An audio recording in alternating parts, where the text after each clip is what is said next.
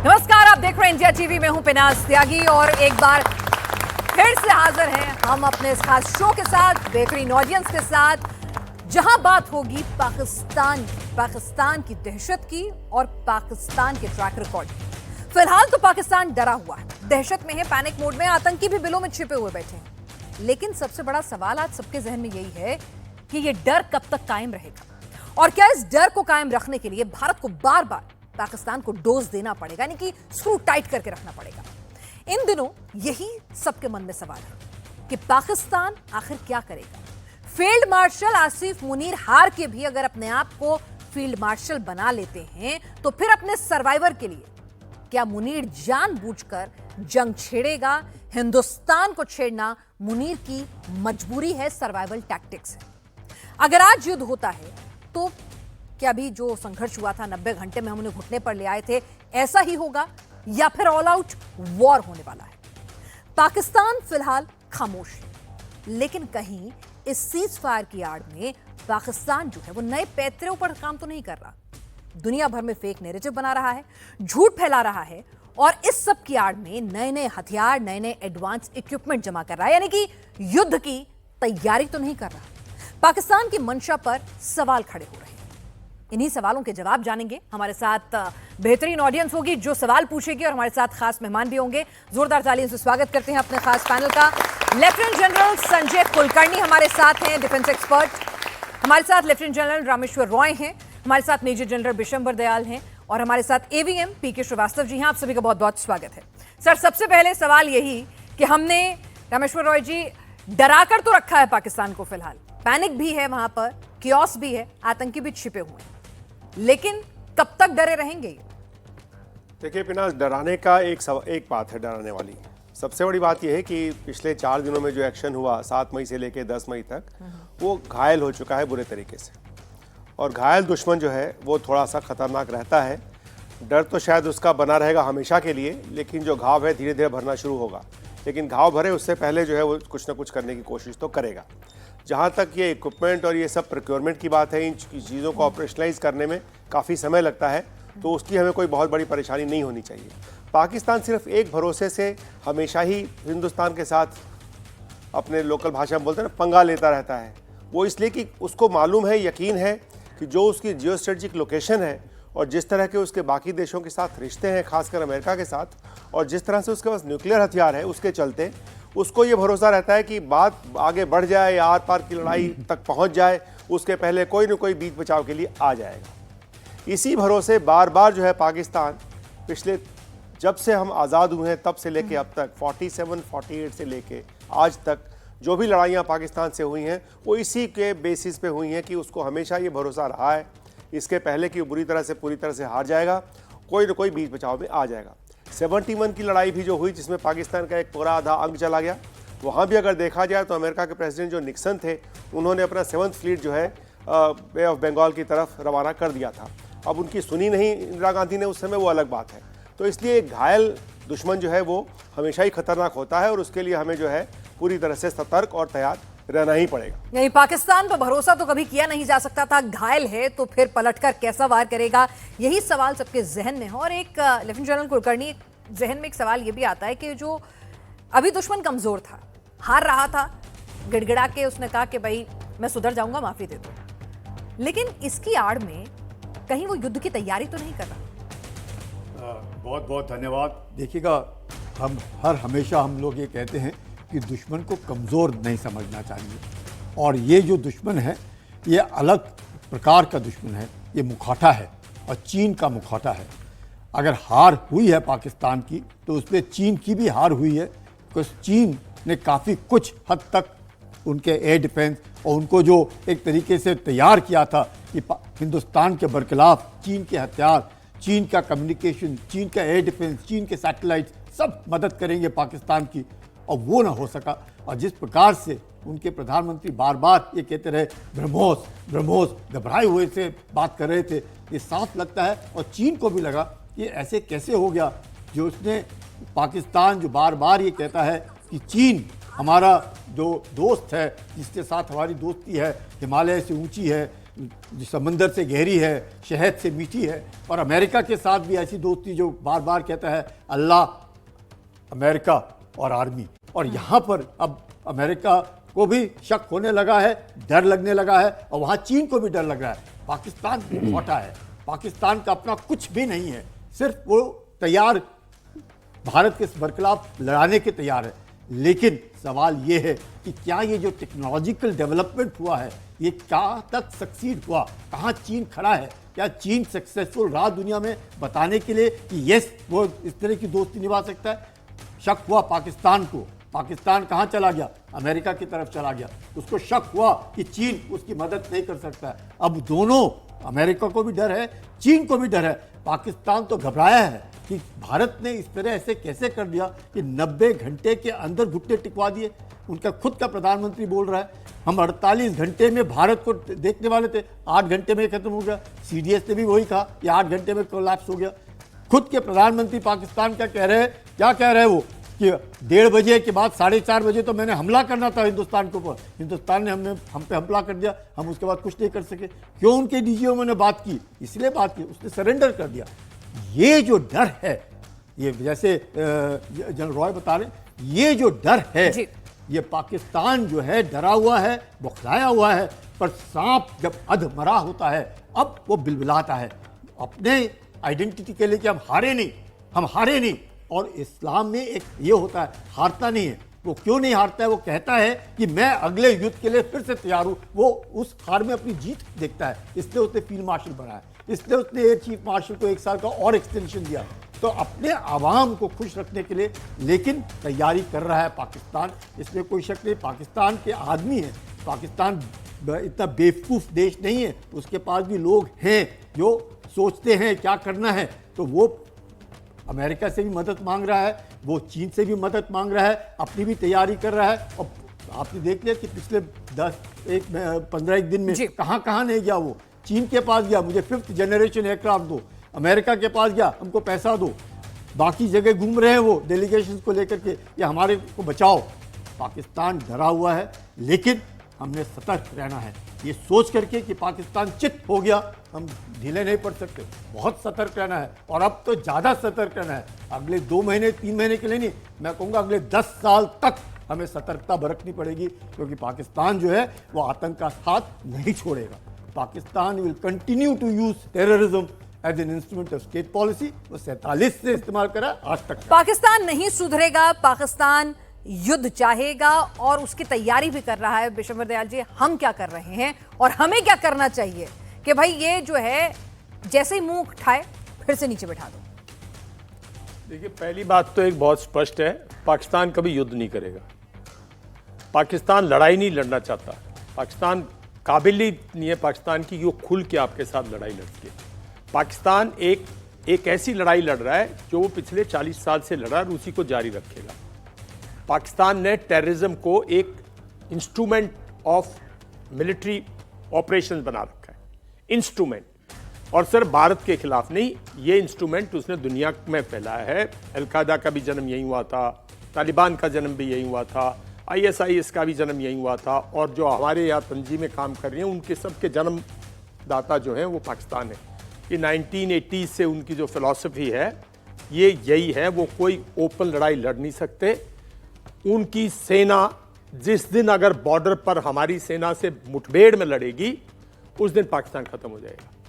और हम यही कहते रहे हैं कि उसको draw him to the battle, कोई कॉन्टेक्टलेस बैटल नहीं, कोई ये टेररिज्म की वो नहीं, ड्रॉ उसकी जो 1971 में जब आपने उसको बैटल में ड्रॉ किया, फिजिकल बैटल में, जब आपने उसके 90,000 लोग बंदी बनाए, जब आपने उसको वेस्टर्न थिएटर में उसको डैमेज किया, उसकी आर्मर्ड को, उसके टैंकों को, उसकी आर्टिलरी को, उसकी सेना को, जब वेस्टर्न, और आप राजस्थान के अंदर घुस के जब आप ऑलमोस्ट 70-60-70 किलोमीटर इनसाइड, तब पाकिस्तान जो है घुटनों पे आया। और पाकिस्तान के जो पॉलिटिकल लीडरशिप थी, जो टॉप मोस्ट लीडरशिप थी, अयूब खान जो थे, उन्होंने मिन्नत मांग के उन्होंने कहा, अयूब खान तो छोड़ दिया ना उन्होंने, तो सिविलियंस के वो तो भाग गए छोड़ के ना, तो वो जब हालत हो जाएगी और वो जानता है वो दोबारा ये फेस नहीं करेगा। वो यही करेगा जो करता आया है। और इसके लिए हमें 3-4 चीजें करनी जरूरी है। पहली बात तो ये मैं हमेशा से कहता हूं, वो क्या करेगा, इस पर क्यों टाइम वेस्ट कर रहे हो? वो तो 24 घंटे उसका एक ही काम है, भारत के खिलाफ साजिश रचना। लेकिन हमें सोचना है हमें क्या करना है। क्या हमें पीओके के मुद्दे को अगली पीढ़ी पे देना है? क्या इस टेररिज्म को हमें अगली पीढ़ी को देना? 2 पीढ़ियां सफर कर चुकी है ना। अगर JNK में टेररिज्म होता है, अगर JNK में हालात खराब होते हैं, अगर JNK के अंदर टेररिस्ट अटैक्स होते हैं, तो भारत की छवि पे कहीं ना कहीं जो इन्वेस्टर्स हैं, जो भारत की जो ग्रोथ है, जो उस पर कहीं ना कहीं असर पड़ता है ना। भारत का जो ढांचा है, सामाजिक ढांचा है, आखिर सामाजिक ढांचा तो बहुत जरूरी ना, एक मजबूत देश के लिए मजबूत सामाजिक ढांचा होना जरूरी है ना। तो वो उसमें फिशर्स लाता है, उसमें दरारें लाता है ना, तो वो ये सब करता है। तो हमें सोचना हमें क्या करना है।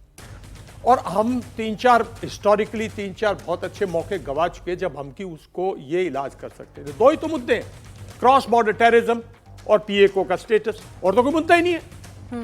और तो कोई मुद्दा ही नहीं है। मुद्दा ये है कि भाई पीओके जो हमारी टेरिटरी थी, जो महाराजा ने दस्तक के साथ भारत के साथ एक्सेशन के साथ एक्सेप्ट की थी, उसमें से 50% से ज्यादा टेरिटरी आपने दबा ली और आपने कबीलों का नाम पे आपकी सेना आई और आपने किया, और आप तो श्रीनगर एयरपोर्ट तक आ गए थे। वो तो बाद में वी सक्सीडेड। तो मेरा मतलब यह है कि उसके पास वो एक हमारी टेरिटरी है, दूसरा वो क्रॉस बॉर्डर टेररिज्म करता है। ये 2 मुद्दे हैं। इन 2 मुद्दों के खिलाफ भारत को कार्रवाई करनी, और भारत ने किया है, जो जैसे पानी बंद कर दिया है, जैसे इंटरनेशनल फोरम्स पे बार बार उसको आइसोलेट करने की कोशिश की जा रही है। आज के दिन इंटरनेशनल फोरम्स पे बहुत मुश्किल है, क्योंकि भारत ये तो है नहीं हुक्म दे सकता, हर देश अपने वो देखता है कि मेरा फायदा किस चीज़ में, मेरी क्या पॉलिसी है, मुझे क्या सूट करता है। टर्की को वो सूट करता है, अजरबैजान को सूट करता है, चाइना को सूट करता है, कुछ अमेरिका की मजबूरी होंगी उनको भी सूट करता होगा, नहीं तो उनके इन्वेस्टर्स को सूट करता है। तो ये तो जिंदा रहेगा ऐसे। तो कार्रवाई हमें करनी है। हमें, मेरा मानना ये, एक तो हमें बहुत स्ट्रांग प्रिपरेशन करनी चाहिए कि भाई अब इसके बाद जो है, कहीं ना कहीं हमारे लोग भी तो भूल करते हैं ना, कहीं ना कहीं हमारी सिक्योरिटी एजेंसी से भूल होती है, हमारी इंटेलिजेंस एजेंसी बोलती है। पहलगाम में भी तो कहीं ना कहीं भूल हुई है ना कुछ लोगों से। जब ऐसी भूल होती है तो हमें वो करेक्टिव एक्शन लेने बहुत जरूरी है, और उसके करेक्टिव एक्शन विजिबल होने चाहिए दुश्मन को जी। पाकिस्तान सिर्फ एक चीज से डरता है, ये जनरल कुलकर्णी जो है ये इन्फेंट्री से, पाकिस्तान जो है हमारी सेना से डरता है, और हमारी इन्फेंट्री से तो बहुत ज्यादा डरता है। सिर्फ मैंने कहा था कि अब आपने गालवान के बाद ईस्ट लद्दाख में अपनी प्रेजेंस दिखाने के लिए आपने वैली से सेना की विजिबिलिटी कम कर दिया। वो करेगा कुछ न कुछ। जब विजिबिलिटी रहती है ना सेना की, तब वो डरता है। तो डरा कर रखना है पाकिस्तान को। नहीं, डरा से गुजारा नहीं होगा, इतना भी नहीं है वो। अच्छा, ऐसा नहीं है। हाँ, ऐसे लोग, चोर कभी डरते हैं? एक बार फेल हो गए, पुलिस के डंडे लग गए, बाहर आया, फिर क्या करता है? फिर करता है साहब। वो उसका जो कैरेक्टर है, नेशनल कैरेक्टर है, वो बहुत डिफरेंट है, उसको समझने की जरूरत है। तो बेसिकली हमें उसको डिग्रेड करना जी। हमें उसको डिग्रेड करना। मेरा मानना यह है कि जो LC है, वो लाइन ऑफ कंट्रोल जो है, वो उसको अगर देखो तो हमारे यहाँ इन्फेंट्री में कहावत है, जिसकी लाठी उसकी भैंस। इन LC पर जिसकी लाठी उसकी भैंस। कम से कम हमें एक 25-30 किलोमीटर का पूरा पीओके नहीं लेना, तो इस PD को कम से कम भी 40-50 किलोमीटर का एक बफर जोन बना देना चाहिए, वहां जहां पाकिस्तान की सेना को टिकने ही ना दो। अगर आप वहां बफर जोन बना देते हो 40-50 किलोमीटर का, तो टेररिज्म भी, यानी कम से कम 40-50 किलोमीटर पीओके तो चाहिए। तो टेररिज्म भी चला जाएगा। जहां वो कोई लड़ाई, जहां वो सेना लगाता है, ठीक, long distance artillery, long distance weapon से, वहां उसी दिन डिस्ट्रॉय। चलिए। जो उसके बंकर है उसी दिन उसको करने दो फायर, घुटनों उसकी इकोनॉमी को टूटने दो। अगर हम लोगों को भूखा रहना पड़े इस पीढ़ी को, कोई बात नहीं, अगली पीढ़ी तो नहीं झेलेगी यार। 2 पीढ़ी झेल चुकी हैं। आप लोग समझ नहीं सकते, जो सेना में, BSF में, CRPF में, जो पुलिस में, जो उन परिवारों से कभी जाके मिलो, जो JNK के पुलिस के लोग हैं। एक बार कहीं हादसा होता है, अखबार आ जाता है, टीवी पे बात करते हैं, बात चली जाती है, चुप जाती है, किसी को याद नहीं। 20 जवान गालवान में जो थे उनकी फैमिलीज का क्या हाल, उनके बच्चों पे क्या गुजरी है, किसी को नहीं ना, सबका अपनी रोजी यानी कि रोटी की- परमानेंट सोल्यूशन तो चाहिए। श्रीवास्तव सर, आपको भी यहाँ पे काफी देर से हम चर्चा में इन्वॉल्व नहीं कर पाए हैं, ये बताइए क्या आपको लगता है कि ठीक है, सर ने कह दिया कि डरा डरा कर नहीं, परमानेंट सोल्यूशन कहीं ना कहीं होगा, और यहाँ पर हमारे दोनों जनरल्स बाकी यही कह रहे हैं कि भाई कहीं ना कहीं पाकिस्तान जो है हिमाकत करेगा, और आपको लगता है कि मुनीर अपने सर्वाइवल के लिए, क्योंकि फील्ड मार्शल तो बन गया, अब उसे अपने सर्वाइवल के लिए, अपनी पोस्ट को जस्टिफाई करने के लिए, प्रमोशन को जस्टिफाई करने के लिए वो जानबूझकर जल्द ही कोई बड़ी हिमाकत करेगा? पिनाज, पहले तो ऑडियंस को जय Hind, start with that, and secondly आपने कहा आप बहुत देर से वेट कर रहे हैं, बात करने में एयरफोर्स वाले हमेशा लास्ट में आते हैं, we are the youngest service, हम नंबर में ही आखिरी में आते हैं, लेकिन काम करने में हमें सबसे पहले भेजा जाता है। आपको एक बात बता दें, जहां तक सवाल है कि डर बैठा है कि नहीं, डर बैठ गया है। ऑडियंस को बताना चाहो, डर बैठ गया है, बिन भय होत न प्रीत, शक्ति से ही शांति आ सकती है, और किस तरह की शक्ति। जहां तक तैयार रहने का सवाल है, I agree with all the 3 generals. एक तरफ बांग्लादेश है, एक तरफ आपका चाइना है, और एक तरफ पाकिस्तान है, और नीचे आपका इंडो पैसिफिक है। आपको तो तैयार रहना ही पड़ेगा, हर तरफ से आप पे चोट लग सकती है, मोर सो अगर आप राइजिंग इकोनॉमी हैं। भारत पर कब हमला हुआ था पहला, सबसे पुराना, जब ये सोने की चिड़िया बन गया था। अब फिर आप सोने की चिड़िया बनने की तरफ जा रहे हैं, तो जरूर हमले के लिए तैयार रहिए, और हमले के लिए तैयार रहना ये आपकी आवश्यकता नहीं, जरूरत नहीं, वो हर तरह के हमले के लिए, जैसे सामाजिक आपका जो तंत्र है, जो आपका अस्तित्व है, उसको समाप्त करने की लोग पहले कोशिश करेंगे। जैसे हम कह रहे हैं बलूचिस्तान में हो रहा है, एक उग्रवाद शुरू हो रहा है, खैबर पख्तूनख्वा में हो रहा है, सिंध में हो रहा है, ये इम्प्लोजन कहलाता है। हमारे यहाँ नहीं हो रहा है, because we are a democratic country, किसी आर्मी के अंडर में काम नहीं कर रहे हैं। तो सवाल जहाँ तक आप समझिए, जो सिक्योरिटी आर्किटेक्चर है आपके कंट्री का, वो बहुत स्ट्रांग है, सोशली, नेशनली, इकोनॉमिकली, एजुकेशनली, ये सारे उसके तत्व हैं, सब उसको मिलजुल के नेशनल पावर बनाते हैं। आर्मी तो एक छोटा सा आउटपुट है उसका, कि आप हमें देखते हैं because we are the arrow head, ये जाके उसको अटैक करती है। जहां तक सवाल है, अगर आपको संपन्न और समृद्ध और शक्तिशाली देश बनना है, तो अस्त्र शस्त्र आपके अपने होने चाहिए। आप दूसरों पर निर्भर रह के नहीं जीत सकते अपनी लड़ाई, और इस बार आपने साबित किया। आकाश तीर आपका था, ISCCS आपका था, स्पेस असेट्स आपके थे, IW असेट्स आपके थे, इलेक्ट्रॉनिक वॉरफेयर इक्विपमेंट आपके थे, और आकाश आपका था, मिसाइल, ब्रह्मोस भी आपका था। जब आपके अपने होंगे तभी आप जीत पाएंगे, क्योंकि जब जरूरत पड़ेगी तो हो सकता है बहुत जरूरत पड़े। और प्रिसिशन अटैक हुआ था, अटैक ऐसा हुआ था, एस्केलेशन लैडर जिसको हम बोलते हैं। हमने कहा हमें इनसे उनको दबाना था, हमने 9 टेररिस्ट सेंटर्स पर अटैक किया और उनको नेस्तनाबूद किया, उनको बता भी दिया, जो बहुत कंट्रोवर्सी में आया जब एक्सटर्नल अफेयर्स ने बोला अगर आप आगे नहीं बढ़ते, ठीक है, we have done the job. वो आगे बढ़े, फिर हमने किया। उनकी 20% एयरफोर्स डेसिमेट हो गई है। जो भुलारी में छेद हुआ है उसमें से उनका AEWC चला गया है, और मुझे पता है हैंगर में कितने लोग रहते हैं, कम से कम उनके 8 से 10 ऑफिसर और 60 से 70 एयरमैन भी नेस्तनाबूद हो गए। और जो इक्विपमेंट वहां होता है, वो इक्विपमेंट बहुत कॉस्टली होता है, वो दोबारा आप ऐसे ही खड़ा नहीं कर सकते। नूर खान में जो हुआ वो बहुत घातक हुआ। वहां का command and communication centre, notes, उनके VIP एयरक्राफ्ट और उनका SPD स्ट्रेटेजिक प्लान्स डिवीजन खत्म हो गया। क्यों शिफ्ट कर रहे हैं वो रावलपिंडी से इस्लामाबाद जी अपने GHQ को? कुछ तो डर होगा, किसी चीज का तो डर होगा। और सरगोधा भी चला गया, और सरगोधा से खबरें आती रहती है, मैं उनकी बात नहीं करना चाहूंगा क्योंकि किसी ने भी उसको ओन अप नहीं किया है। तो बात यह है कि जब आप इस तरह की प्रिसिशन स्ट्राइक करेंगे उसका इंपैक्ट पड़ेगा। लेकिन ये मैं जरूर मानता हूं 1000 कट्स की जो उनकी नीति रही है, 1000 कट्स जो शुरू हुआ है, घास खाएंगे लेकिन एटम बम बनाएंगे, अब कुछ बचा नहीं, मैं आपको बता रहा हूं, सब खत्म हो गया। एनीवे, मान के चलते हैं, करोगे कैसे? अब सवाल है, डिलीवरी प्लेटफॉर्म्स नहीं हैं। आपके HQ9 जो एयर डिफेंस सिस्टम होता है उसके बिना आप अंधे हैं।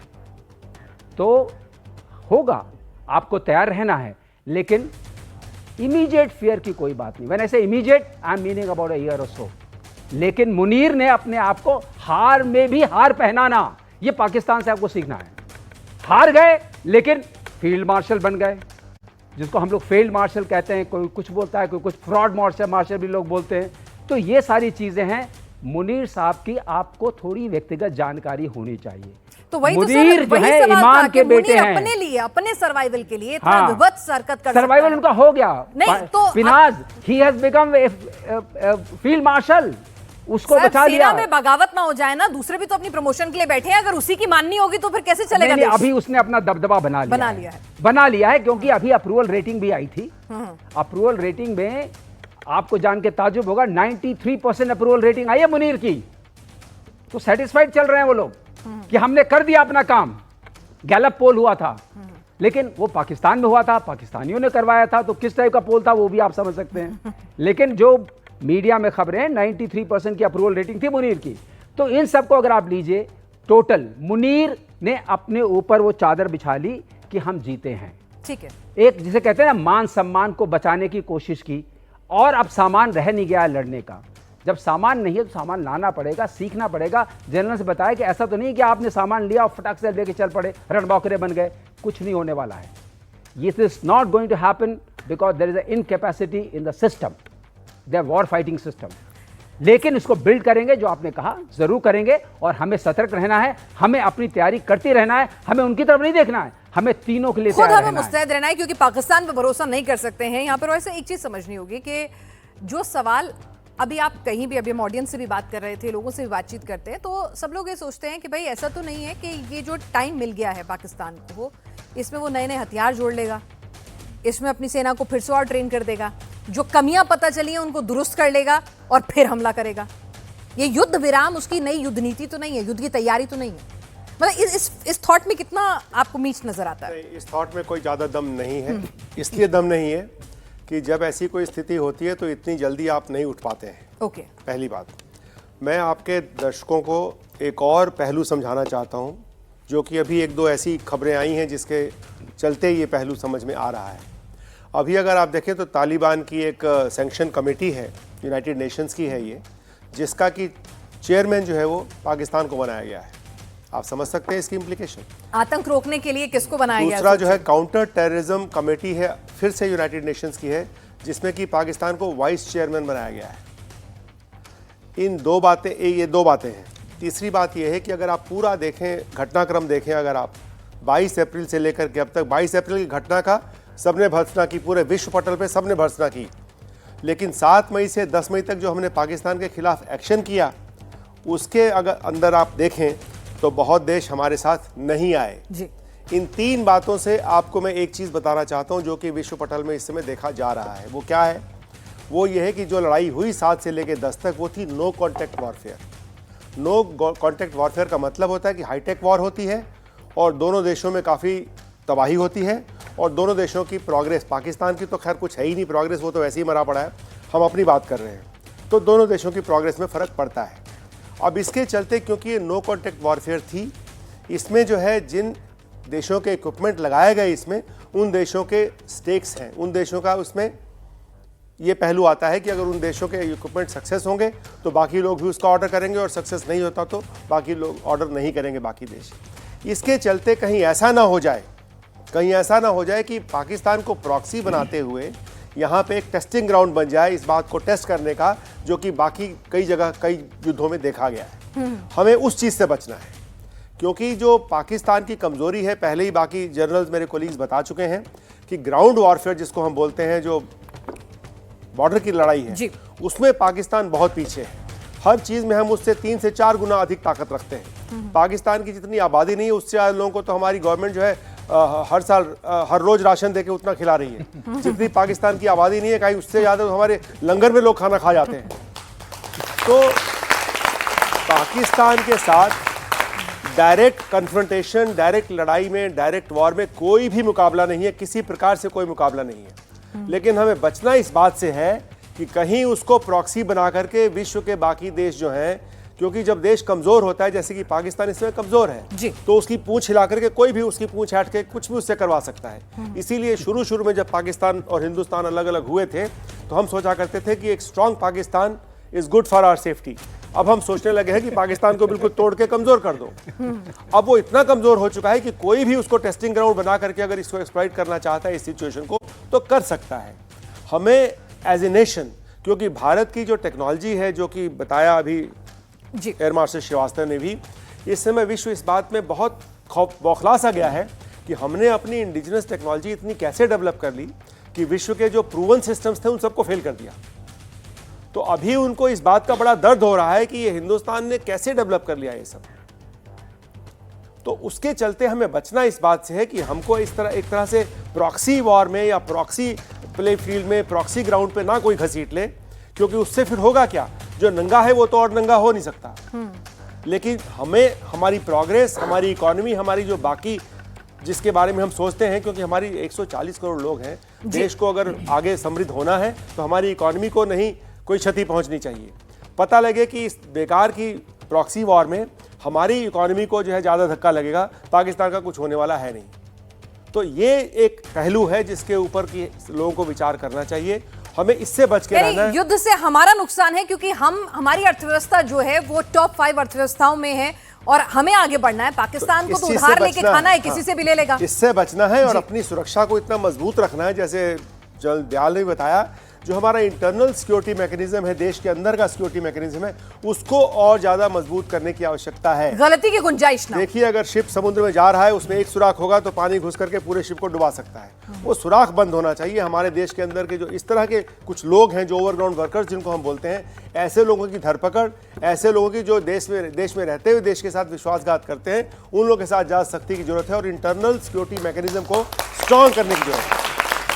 ये एक बहुत बड़ा पहलू है जिसको हमें समझना है, क्योंकि देखिए, जोश में होश नहीं भूलना चाहिए। ठीक है। गुस्से में लिया हुआ कोई भी कदम सही नहीं हो सकता है। तो ठंडे दिमाग से हमें ये बात जरूर सोचनी है कि नुकसान ज्यादा किसको होगा। और पाकिस्तान के ये जो इंडिकेशंस कुछ आई हैं पिछले कुछ दिनों में, उससे क्लियरली ये लग रहा है कि इसके बावजूद कि पाकिस्तान हारा है इसमें, और उस हार को जीत में बदलने के लिए फील्ड मार्शल उसको बनाया गया है। ठीक है सर, बिल्कुल तो सही आपने ये बात पहलू की। समझना बहुत इनको जरूरी है। इन चीजों को हमें समझना होगा। लेकिन जनरल कुलकर्णी, अगर इसी बात को हम आगे बढ़ाएं, ठीक है, हमें युद्ध में नहीं जाना है, लेकिन हमने ये बात भी बिल्कुल अपना जो हमारा नया नॉर्मल है, जो न्यू एटीट्यूड है, जो अब तक बड़े बिग डैडीज का होता था कि भाई अगर हमें छेड़ोगे तो घर में घुसकर जिस हद तक जाके मारना होगा मारेंगे, हमने कह दिया एक्ट ऑफ वॉर होगा अगर अगला कुछ भी हिमाकत करी।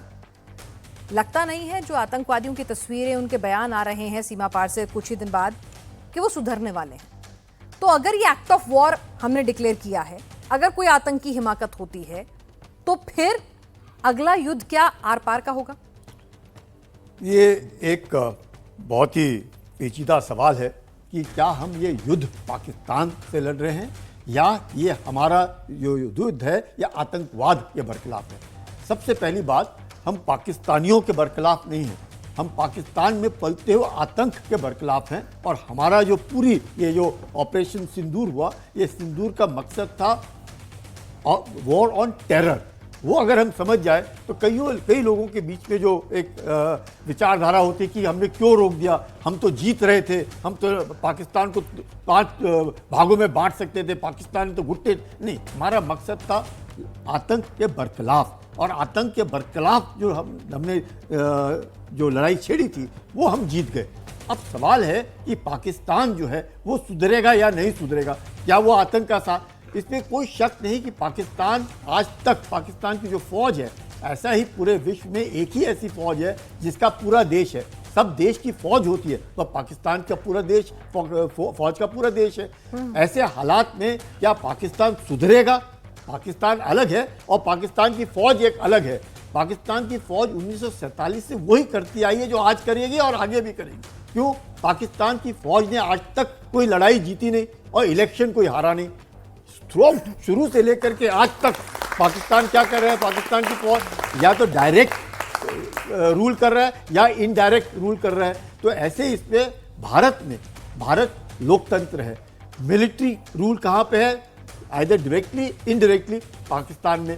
चीन क्या है? एक कम्युनिस्ट जी। नेशन है। हम क्या है? लोकतंत्र है। हम तरह तरह के सवाल पूछते हैं, कई अजीब व गरीब सवाल पूछते हैं और हम सब पूछ लेते हैं। पर भारत में लोकतंत्र होने के नाते और भारत को आगे अगर जाना है तो जैसे हम लोग बात करें, शक्ति में शांति है और उस शांति में ही भारत प्रगति कर सकता है। और उस प्रगति को पाने के लिए हमने अपने कन्वेंशनल वॉर पाकिस्तान जीत नहीं सकता। पाकिस्तान को भी मालूम है कि वो कन्वेंशनल वॉर जीत नहीं सकता है, तो वो किसका सहारा ले रहा है? Low cost option. Low cost option क्या है? आतंक। हमने उस कॉस्ट को इतना बढ़ा देना है कि उसको इतना पनिश करना है, उसको इतनी सजा देनी है, जैसे बार बार प्रधानमंत्री कहते हैं हम घर के अंदर घुस के मारेंगे। अगर घर के अंदर घुस के मारना है तो इसके लिए हम लोगों को क्या चाहिए? टेक्नोलॉजी चाहिए। और उस टेक्नोलॉजी में हम कैसे टेक्नोलॉजी? 2 मिनट लूंगा।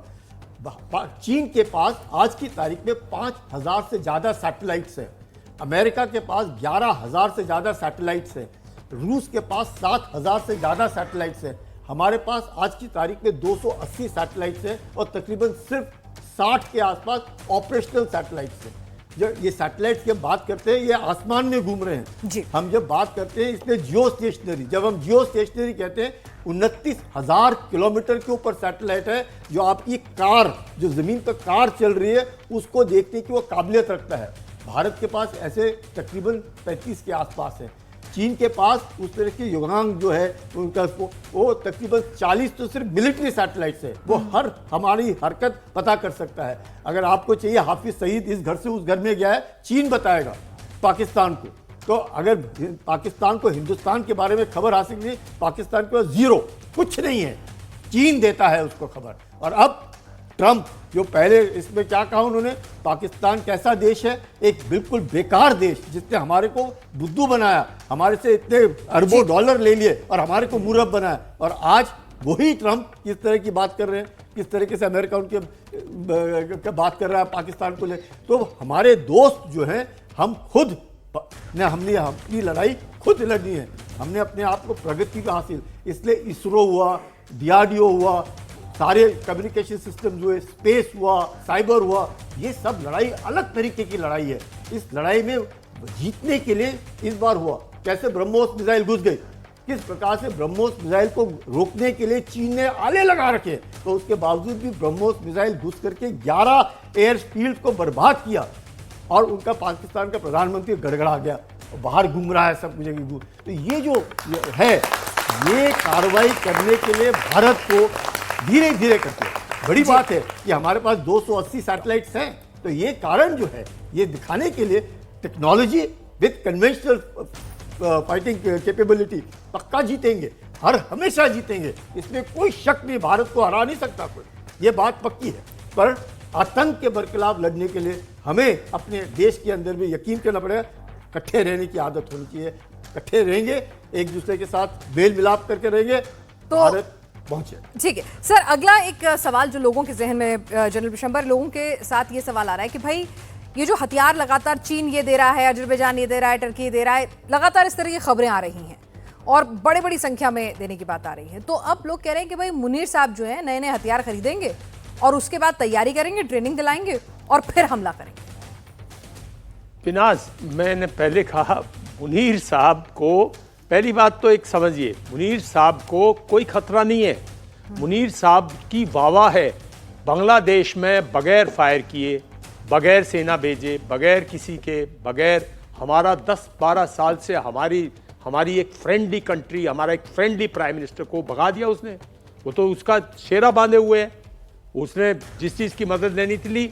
तो मुनीर एक बहुत शातिर आदमी है, उसको ऐसे मत कि उसको पाकिस्तान में कोई खतरा है, उसको कोई, वो अब एक जमा हुआ खिलाड़ी है। जैसे याह्या खान थे ना, पहले उन्होंने अपने आप को फील्ड मार्शल डिक्लेयर किया, फिर उन्होंने 58 में मार्शल लॉ लगा दिया, फिर वो 65 तक, जब तक हमने उसको नहीं किया, 68 में जब तक वहाँ रेवोल्यूशन नहीं आया, वो नहीं छोड़ के भागे।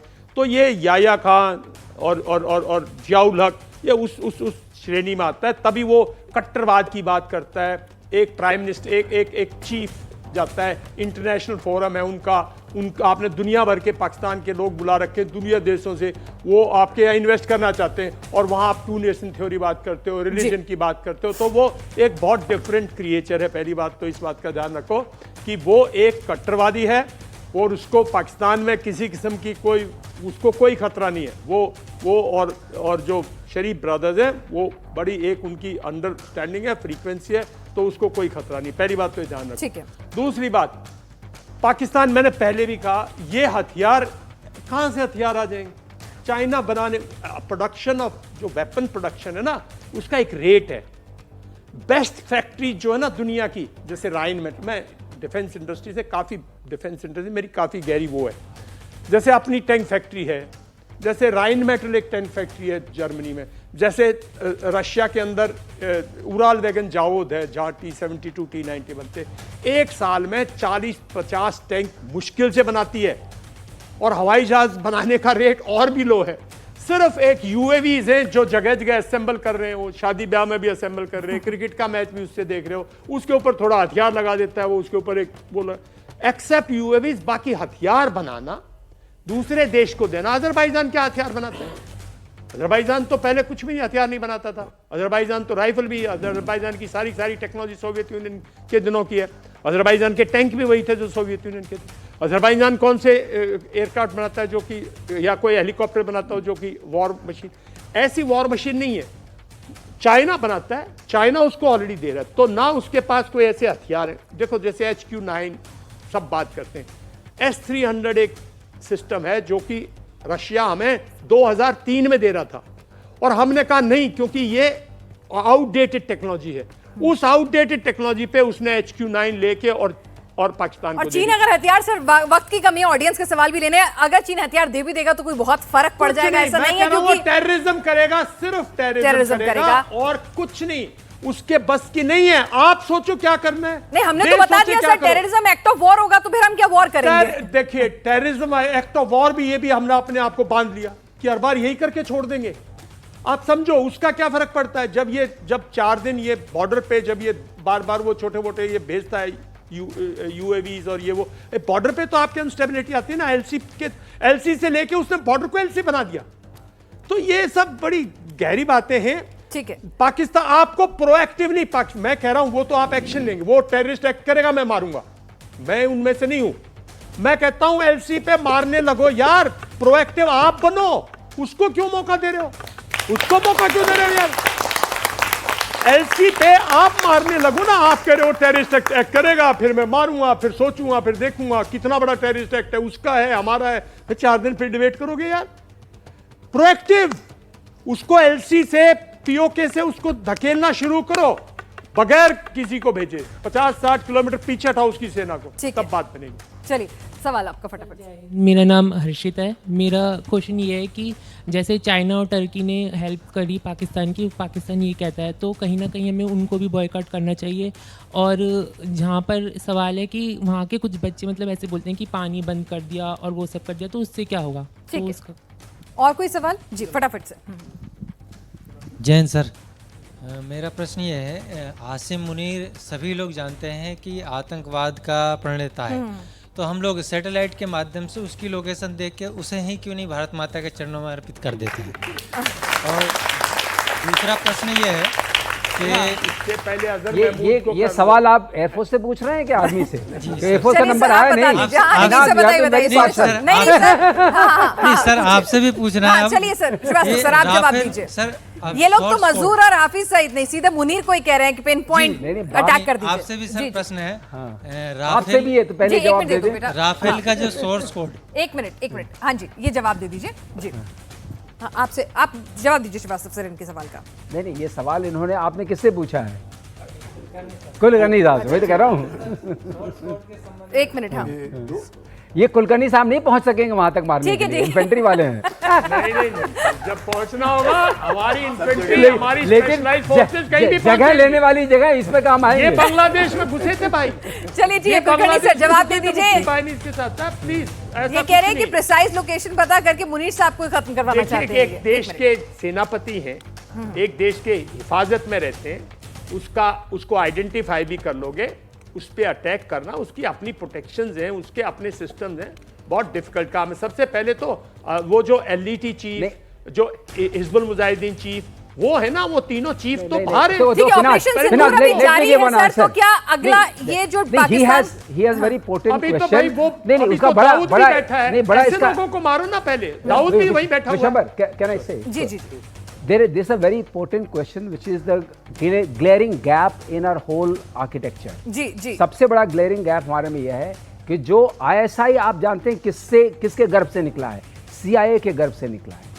आईएसआई की mother organisation is CIA, Americans, and they brought ISI जब अफगानिस्तान जो है वो रशियन ऑक्यूपेशन में था, उस वक्त से उनकी संरचना हुई और उनके अंदर वो शक्ति आई।